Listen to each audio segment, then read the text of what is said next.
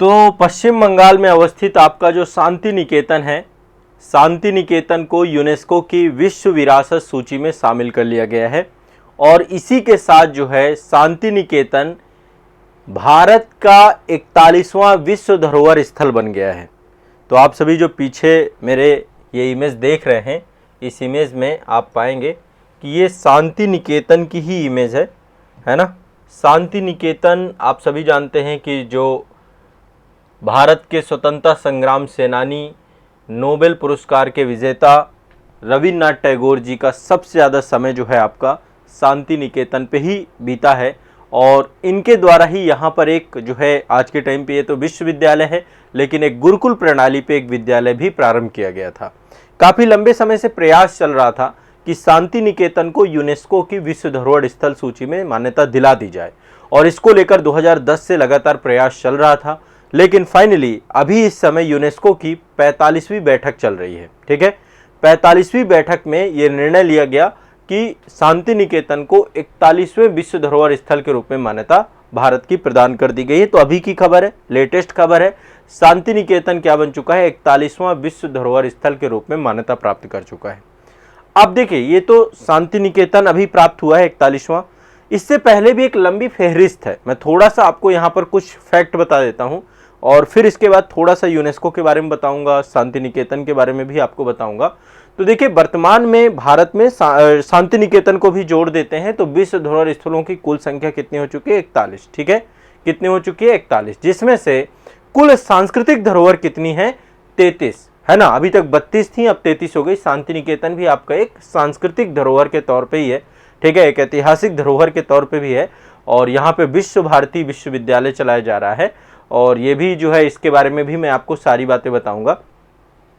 सभी लोग ध्यान रखिएगा, ये पश्चिम बंगाल में पड़ता है, बीरभूम जिला है वहाँ पे, वहीं पर एक जो है एक गांव कहें, एक जगह है शांति निकेतन, वहीं पर जो है ये आपका अवस्थित है।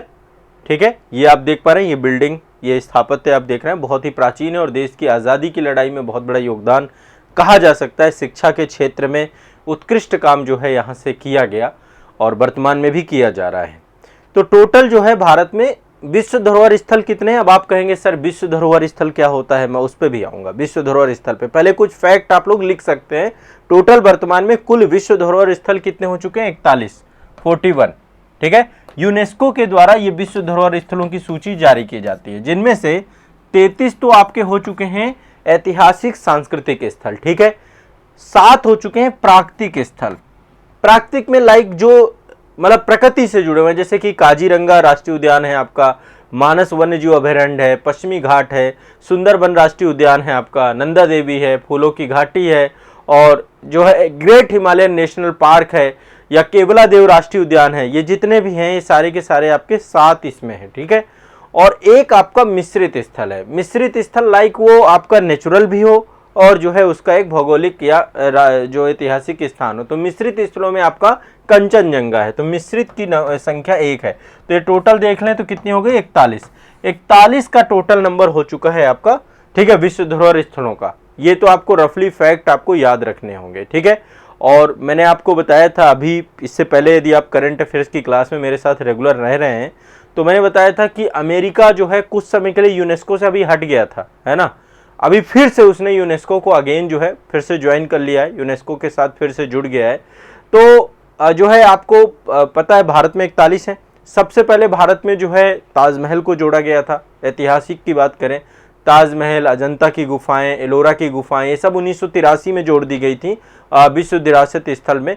और 2021 में अभी इससे पहले एक तो धौलावीरा पड़ता है, धौलावीरा गुजरात में है और हड़प्पा कालीन साइट है। धौलावीरा को भी विश्व विरासत स्थल के तौर पे घोषित किया गया था। क्या किया गया था, 40वां विश्व विरासत स्थल बना था धौलावीरा।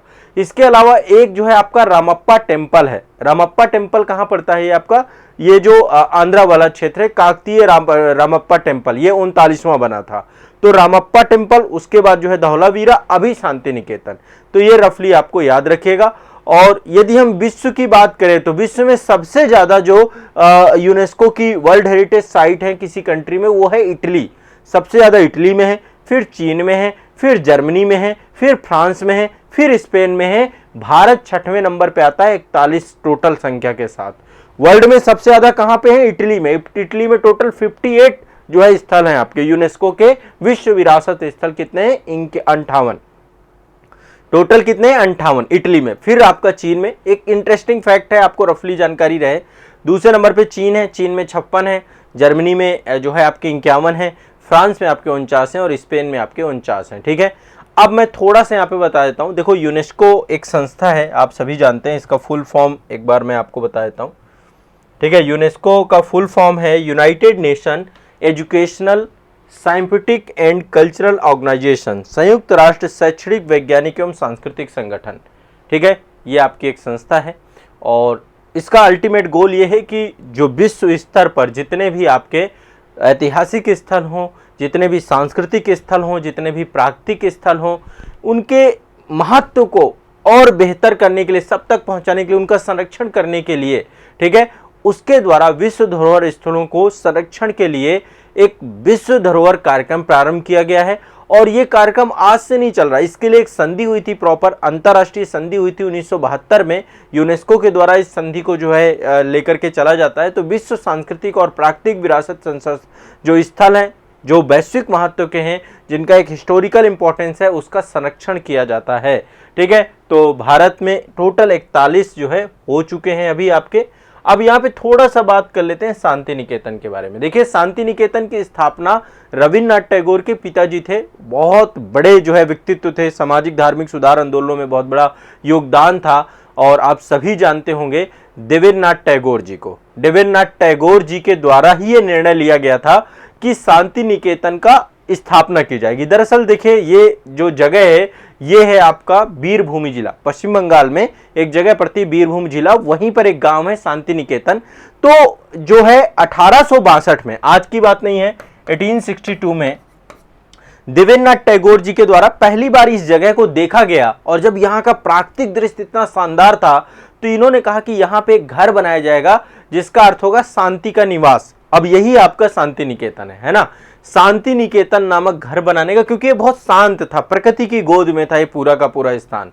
कालांतर में जो है इसका पहले जो है यहाँ पे 1901 में रविन्द्रनाथ टैगोर जी के द्वारा इसको मतलब अपना आवास क्षेत्र बना लिया गया। और आगे चल के यहाँ पे गुरुकुल प्रणाली के आधार पे एक ब्रह्मचर्य आश्रम मॉडल, जैसे पहले गुरुकुल प्रणाली होती थी ना, तो मतलब पेड़ों के नीचे बच्चे बैठे हैं और पढ़ रहे हैं, गुरु शिष्य परंपरा के उदाहरण के तौर पे, तो यहाँ पे एक आश्रम बनाया गया, ब्रह्मचर्य आश्रम। ठीक है, और इसमें भारतीय संस्कृति की, भारतीय कल्चर की और शिक्षा साहित्य को लेकर के विभिन्न माध्यमों से यहाँ पे शिक्षा प्रदान की जाने लग गई। ठीक है, आगे चल के जब देश आजाद हो गया, तो यही ब्रह्मचर्य आश्रम आगे चल के विश्व भारती विश्वविद्यालय बन गया। तो अभी जो यहाँ पे रन हो रहा है, विश्व भारती विश्वविद्यालय के तौर पे रन हो रहा है। और आपको बता दूं, इसके जो कुलपति होते हैं भारत के प्रधानमंत्री होते हैं। एकमात्र विद्यालय, वैसे तो जितने भी जो केंद्रीय विश्वविद्यालय होते हैं, एक केंद्रीय विश्वविद्यालय, विश्व भारती विश्वविद्यालय कैसा है? केंद्रीय विश्वविद्यालय, ध्यान रखिएगा इस बात को, केंद्रीय विश्वविद्यालय है। और इसके जो कुलपति हैं भारत के प्रधानमंत्री होते हैं।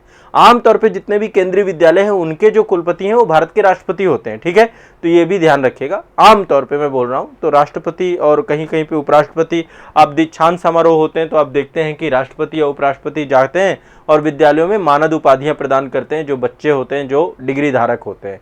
ठीक है, तो यूनेस्को विश्व धरोहर स्थल में संस्कृति मंत्रालय ने मानवीय मूल्यों, वास्तुकला, कला एवं नगर नियोजन परिदृश्य को डिजाइन करते हुए शांति निकेतन को यूनेस्को के विश्व धरोहर सूची में शामिल करने का प्रस्ताव दिया था।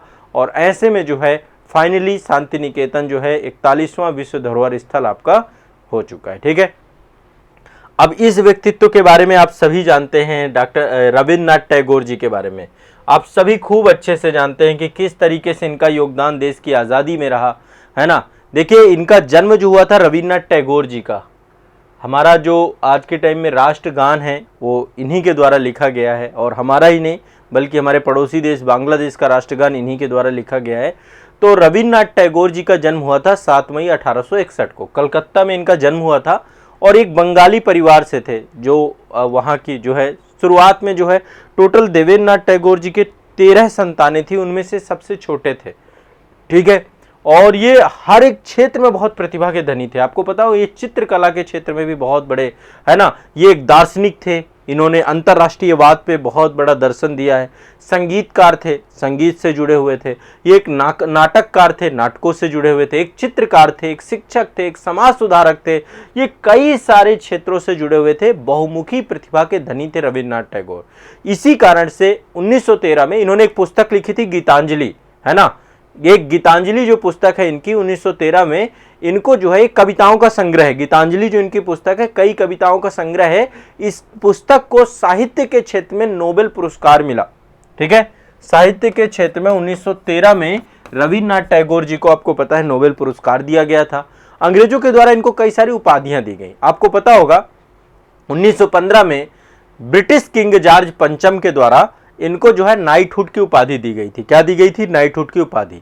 आपको पता है कि एक बहुत बड़ी घटना घटती है। प्रथम विश्व युद्ध जब समाप्त हो जाता है उसके बाद भारत में जलियांवाला बाग हत्याकांड, रॉलेट एक्ट लाया जाता है। रॉलेट एक्ट के विरोध में फिर जलियांवाला बाग हत्याकांड होता है, जहां पे हजारों लोगों को ब्रिटिशर्स के द्वारा नृशंस हत्या कर दी जाती है, गोली मरवा दी जाती है। उसके विरोध में इन्होंने अपनी नाइटहुड की उपाधि को वापस कर दिया। 1915 में इनको नाइटहुड की उपाधि दी गई थी। 1919 में इन्होंने नाइटहुड की उपाधि को त्याग कर दिया और इनके द्वारा ही जो है जन गण मन, भारत का राष्ट्रगान, अमार सोनार बांग्ला, बांग्लादेश का राष्ट्रगान, ये दो देशों के राष्ट्रगान लिखने वाले एकमात्र व्यक्ति हैं आपके। इनके द्वारा कई सारी कविताएं लिखी गई, कई सारी लघु कथाएं लिखी गई, कई सारे उपन्यासकार लिखे, कई निबंध लिखे, कई नाटक इनके द्वारा लिखे गए।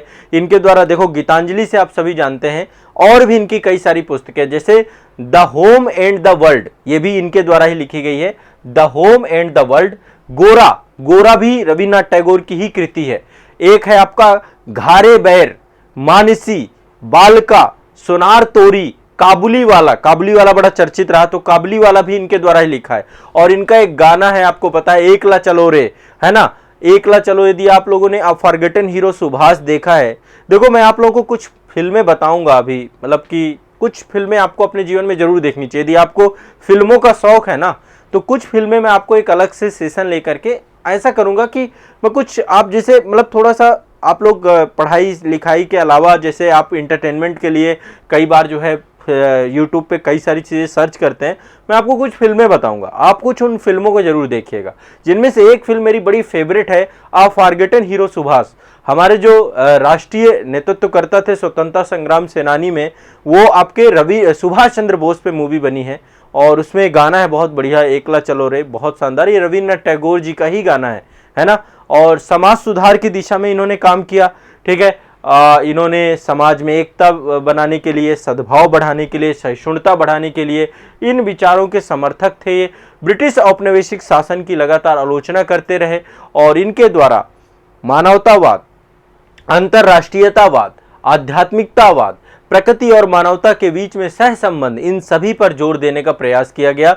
टैगोर जो है 7 अगस्त 1941 में जो है इनका जो है इन्होंने इनके जीवन का अंतिम समय था, अंतिम काल था। 7 अगस्त 1941 को भारतीय साहित्य की जो है इन्होंने जिस तरीके से काम किया, साहित्य की सेवा की और अंतिम समय में चित्रकार के तौर पे उभर कर सामने आए।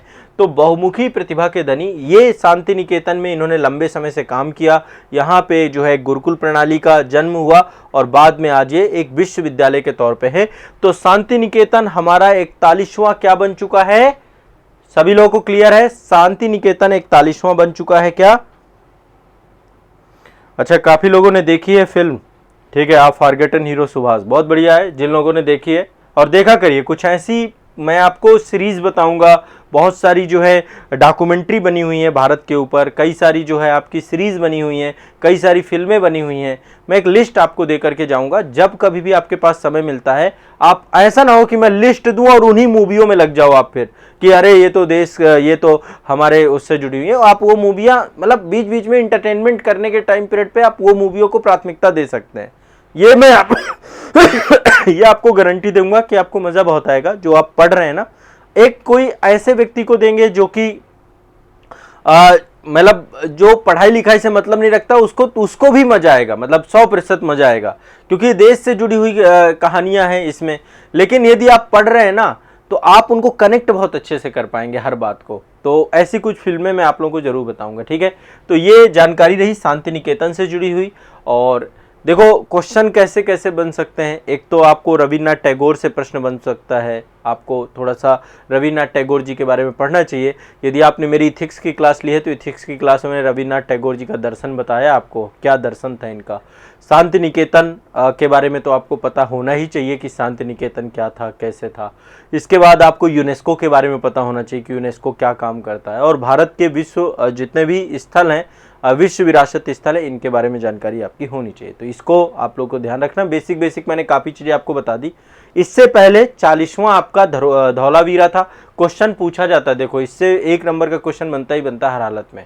धौलावीरा था, इसके बाद रामप्पा मंदिर था आपका जो है, वो भी आपको ध्यान रखना है, ठीक है। चलिए इसको रिवाइज करिए।